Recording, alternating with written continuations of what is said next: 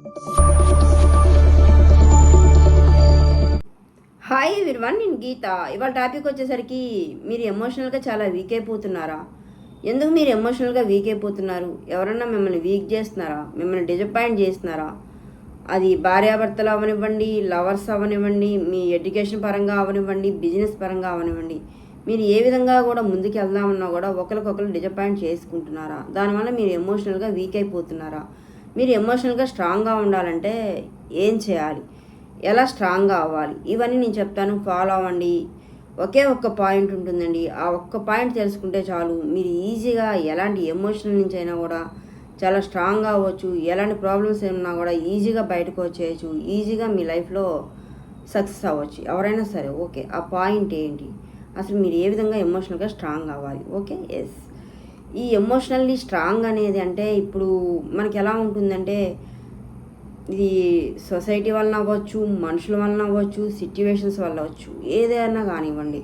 ఇప్పుడు మనుషుల వలన అంటే ఇప్పుడు మీరు ఏదైనా వర్క్ చేస్తున్నారనుకోండి, ఏదైనా బిజినెస్ చేస్తున్నారనుకోండి, కొంతమంది అంటారు, నువ్వు ఈ బిజినెస్ ఎందుకు చేస్తున్నావు? ఈ బిజినెస్ చేస్తే నీకు లాభం ఏమి ఉండదు కదా, లాస్ అవుతావు, ఈ బిజినెస్ చేయకు అంటారు. వాళ్ళకి ఆల్రెడీ ఆ బిజినెస్ చేద్దామని ఫిక్స్ అయ్యారు. ఆ బిజినెస్లో వాళ్ళకి ఐడియా ఉంది, కానీ వాళ్ళు ఏమంటారు, నువ్వు చేయలేవు అంటారు. ఈ చేయలేవు అన్నదానికి వాళ్ళకి ఏమవుతుందంటే ఆ మైండ్లోకి వెళ్ళిపోతుంది అనమాట. ఏంటి ఇలా అనేసారు, నిజంగానే నేను చేయలేనా, నిజంగానే లాస్ అవుతానా అనేది వాళ్ళకి మెంటల్గా ఫిక్స్ అయిపోయి ముందుకు వెళ్ళాలంటే భయపడిపోతారనమాట. Okay, yes. అండ్ భార్యాభర్తలు వచ్చేసరికి భార్య ఎంత కష్టపడినా, ఇంట్లో ఎంత చేసినా కూడా కొంతమంది భర్తలు అంటారు, అసలు నీ వల్ల నాకేం ఉపయోగం లేదు, అసలు నువ్వు వేస్ట్, నువ్వు మా కోసం ఏమీ చేయట్లేదు అంటారు. దానివల్ల భార్యలు చాలా కుంగిపోతారనమాట. నేను ఇంటి కోసం ఇంత కష్టపడుతున్నాను కదా, నా భర్తకి పిల్లలకి ఇంత చేస్తున్నాను కదా, నాకు సపోర్ట్ లేదు, ఎంకరేజ్మెంట్ లేదని చెప్పేసి బాధపడే భార్యలు కూడా ఉంటారనమాట. అలానే భర్తలు కూడా అనమాట, నువ్వు మా కోసం ఏమీ సంపాదించట్లేదు, మాకు ఇంకా అవి కావాలి ఇవి కావాలని చెప్పేసి ఫోర్స్ చేసే భార్యలు కూడా ఉంటారనమాట. అప్పుడు భర్తలకి ఎలా ఉంటుందంటే, నాకు శక్తికి మించి నేను కష్టపడుతూనే ఉన్నాను, ఇంతకు మించి నేను చేయలేను, తెలిసి కూడా నా భార్య నన్ను ఎందుకు ఇలా అంటుంది అని చెప్పేసి బాధపడే భర్తలు కూడా ఉంటారనమాట. అందువల్ల వాళ్ళు కూడా స్టెప్ ముందుకేయాలంటే వేయలేరు, మెంటల్గా వీక్ అయిపోతారనమాట. Okay, yes. ఇంకా స్టడీ పరంగా అంటే కొంతమంది పిల్లలు ఉంటారనమాట, వాళ్ళు చాలా ఇష్టపడి కష్టపడి చదువుదామని చెప్పేసి ఏదో కోర్స్ జాయిన్ అవుతారనమాట. జాయిన్ అయ్యాక, నువ్వు ఎందుకు ఈ కోర్స్ తీసుకున్నావు, ఇది లేటుగా సెటిల్ అవుతారు కదా, నువ్వు చదవలేవు కదా, వేరేది ఏదైనా తీసుకోవచ్చు కదా. వాళ్ళు ఆల్రెడీ జాయిన్ అయ్యారు, చదువుదాం అనుకున్నారు. అలాంటి పిల్లలను కూడా పట్టుకొని కొంతమంది ఇలా అంటారనమాట. అలా అనేసరికి వాళ్ళకి చాలా భయం అనిపిస్తుంది అనమాట. అమ్మో, నిజంగా నేను తప్పు చేశానా, నేను చదువుదామనే కదా తీసుకున్నాను, నిజంగా నా ఫ్యూచర్ లేట్ అయిపోతుందా అని చెప్పేసి వాళ్ళ మనసులో అదే ఉండిపోతుంది అనమాట. చదవాలంటే దాని మీద కాన్సన్ట్రేషన్ అనేది రాదు. Okay, yes. ఇంకా లవర్స్ విషయానికి వస్తే, మీరు ఎవరైనా ఇష్టపడ్డారనుకోండి, వాళ్ళు మీ మంచితనాన్ని మీ ఇష్టాన్ని చులకనగా చూసి, నన్ను వదిలి ఎక్కడికి పోడులే, నన్ను వదిలి ఎక్కడికి పోదులే అని చెప్పేసి ఏం చేస్తారంటే మిమ్మల్ని చాలా టార్చర్ పెడతారనమాట. అంటే ఒకసారి మాట్లాడతారు, ఇంకోసారి మాట్లాడరు, ఒకసారి ఇష్టం అంటారు, ఇంకోసారి ఇష్టం లేదు అంటారు. మీ ఫీలింగ్స్తో మీ ఎమోషన్తో ఆడుకుంటారనమాట, గేమ్ ప్లే చేస్తారనమాట. ఎందుకంటే వాళ్ళని వదిలి మీరు ఉండలేరు, వాళ్ళు లేకుండా మీరు ఉండలేరు. ఆ పాయింట్ వాళ్ళకి బాగా అర్థమైపోయిందనమాట. అర్థమైపోయి ఏం చేస్తారు, ఒక్కోసారి ఒక్కోలాగా ఉంటారనమాట. అందుకని చెప్పేసి దానివల్ల ఏమవుతుంది, మీరే బాధపడతారు, మీరే ఫీల్ అవుతారు, అవునా? ఎమోషనల్గా వీక్ అయిపోతారు, ఏదైనా వర్క్ చేయాలంటే చేయలేకపోతారు, కాన్సన్ట్రేషన్ చేయలేకపోతున్నారనమాట. ఎందుకంటే వాళ్ళు మీ ఫీలింగ్స్తో మీ ఎమోషన్తో ఆడుకుంటున్నారనమాట. ఇవన్నీ సిచ్యువేషన్స్ అవనివ్వండి, మనుషులు అవనివ్వండి, ఏదన్నా అవనండి, ఎమోషనల్ అనేది ఇలా హర్ట్ చేస్తూ ఉంటారనమాట ఎవరైనా సరే. బట్ చేసేవాళ్ళు చేస్తారు, మనుషులు అనేవాళ్ళు ఇలానే ఉంటారు. బట్ మీరు ఎలా స్ట్రాంగ్ అవ్వాలి అంటే, ఇప్పుడు కొంతమంది అనుకుంటారు, ఎప్పుడు నాకే ఇలా జరుగుతుంది, నాకే ఎందుకు ఇలా అవుతుంది, ఎంతసేపు నేనే బాధపడుతున్నాను, ఈ ఎప్పుడు అనే దాంట్లోనే ఉంటుందన్నమాట. ఎప్పుడు అసలు మీకే ఎందుకు అవుతుంది, వేరే వాళ్ళకి ఎందుకు అవ్వదు అంటే, ఇక్కడ ఏం జరుగుతుందంటే, ఈ ఎప్పుడు అనేది ఎలా ఉంటుందంటే, మీరు చైల్డ్ ఏజ్లో అవ్వచ్చు, లేకపోతే స్టడీ చేసే ఏజ్లో అవ్వచ్చు, మిడిల్ ఏజ్లో అవ్వచ్చు, ఓల్డ్ ఏజ్లో అవ్వచ్చు, ఎప్పుడైనా సరే అనమాట. ఎప్పుడు మీకే జరుగుతుంది అని మీరు అనుకుంటారనమాట. అనుకొని ఏం చేస్తారు, అసలు వాటిని స్టాప్ చేయాలని చూడట్లేదు, నాకు అలవాటేలే, ఎప్పుడు నాకే జరుగుతుంది, నాకే ఇలా జరుగుతుంది, నన్నే అందరూ మోసం చేస్తారని మీరు ఫిక్స్ అయిపోయారనమాట. అందుకని ఎప్పుడు మీకే అని మీరు అనుకుంటున్నారు, ఆ బాధను తీసుకుంటున్నారు. ఆ స్టోరేజ్ అనేది లోపల ఇలా పెట్టేసుకుంటున్నారు అనమాట. ఆ స్టోరేజ్ని మీరు బయటకు తీయట్లేదు. చాలా స్టోరేజ్లు ఉంటాయి ఎవరికైనా సరే, చదువుకునేటప్పుడు కానీ, మధ్యలో కానీ, మ్యారేజ్ అయ్యాక కానీ ఆ స్టోరేజ్లు కొన్ని ఉంటాయన్నమాట. ఆ స్టోరేజ్లను బయటకు తీయపోతే ఏమవుతుంది?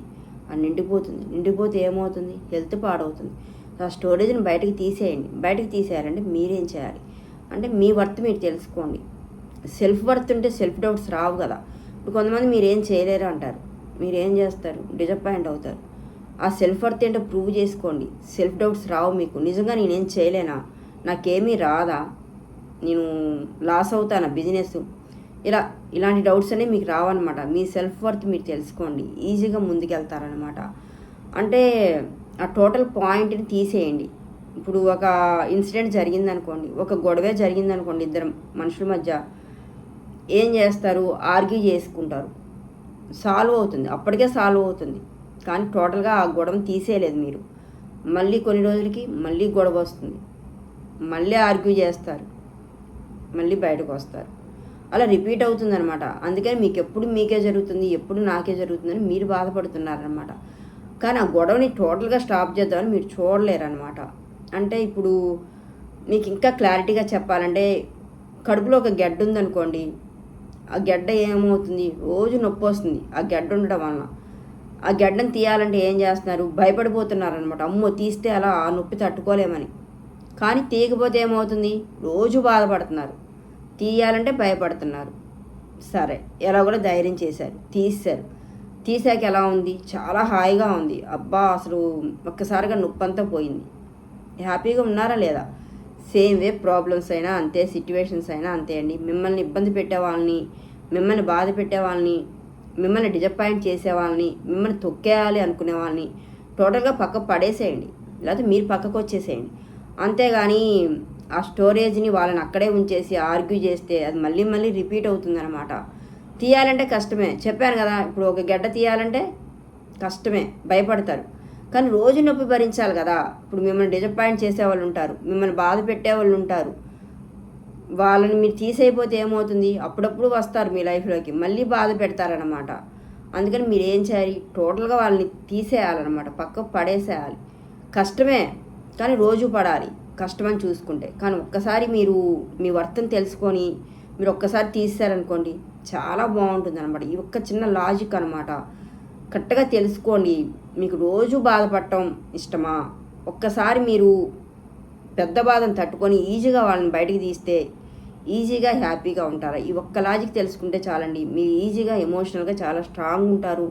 మిమ్మల్ని ఎవరు తొక్కేయాలన్నా, ఎవరు డిజపాయింట్ చేసినా, ఎవరు మాటలతో హింసించినా కూడా మీకేం ఫరక్ పడదనమాట. ఓకే, ఇప్పుడు వాళ్ళు నన్నే అంటున్నారు, వీళ్ళు నన్నే అంటున్నారు, నన్నే బాధ పెడుతున్నారు, నన్నే మోసం చేస్తున్నారు, నేనే ఏడుస్తున్నాను అని చెప్పేసి మీరు అనుకునే బదులు అసలు ఆ బ్లేమ్ చేయడం ఆపేసేయండి. మీరు వీక్గా ఉన్నారు కాబట్టి, మీ మెంటల్ కండిషన్ వీక్గా ఉంది కాబట్టి వాళ్ళు మిమ్మల్ని బ్లేమ్ చేస్తున్నారు, మీతో ఆడుకుంటున్నారు. ఆ మెంటల్ కండిషన్ స్ట్రాంగ్ చేసుకోండి మీరు. అంటే ఇప్పుడు ఒక డస్ట్లోకి వెళ్ళామనుకోండి, కొంతమందికి ఎలర్జీ వల్ల తుమ్ములు వస్తాయి, అవునా? బట్ ఏం చేస్తారు? ఆ ఎలర్జీ వల్ల తుమ్ములు వస్తాయని డస్ట్ని బ్లేమ్ చేస్తారు. కానీ అసలు నా రెసిస్టెన్స్ పవర్ తక్కువ ఉంది, నాకు కెపాసిటీ తక్కువ ఉంది, తట్టుకునే పవర్ అని చెప్పేసి మిమ్మల్ని మీరు అనుకోరనమాట. ఆ డస్ట్ని బ్లేమ్ చేస్తారు, దానివల్ల నాకు తుమ్ములు వచ్చాయని. కానీ తప్పు దానిది కాదు, మీది.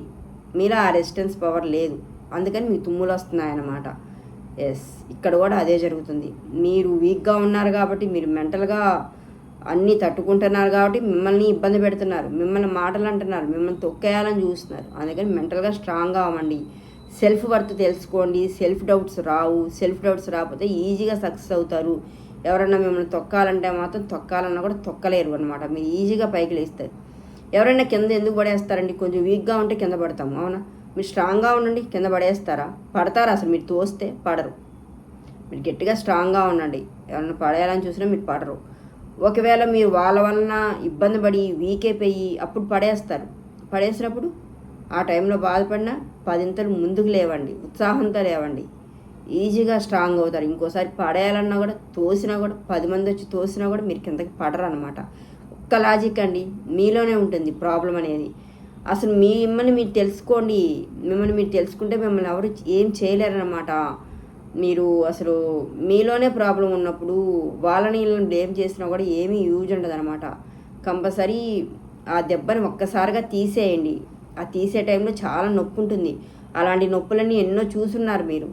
ఆ నొప్పిని ఒక్కసారి తీసేయండి, ఈజీగా బయటకు వస్తారు. రోజు నొప్పి పడే బదులు ఒక్కసారిగా తీసేస్తే లైఫ్ అనేది చాలా హ్యాపీగా ఉంటుంది. మెంటల్గా చాలా స్ట్రాంగ్ ఉంటారు. ఎన్ని బాధలు వచ్చినా కూడా ఈజీగా తట్టుకుంటారు. లైఫ్లో ఏది కావాలన్నా కూడా ఈజీగా సక్సెస్ అవుతారు. ఇవన్నీ ఫాలో అవ్వండి. లైఫ్ అనేది చాలా బాగుంటుంది. ఎమోషనల్గా, మెంటల్గా, ఫిజికల్గా అన్ని విధాలు మీరు చాలా స్ట్రాంగ్ ఉంటారు. ఓకే, వీడియో నచ్చితే లైక్ చేయండి, షేర్ చేయండి, సబ్స్క్రైబ్ చేయండి. Thank you.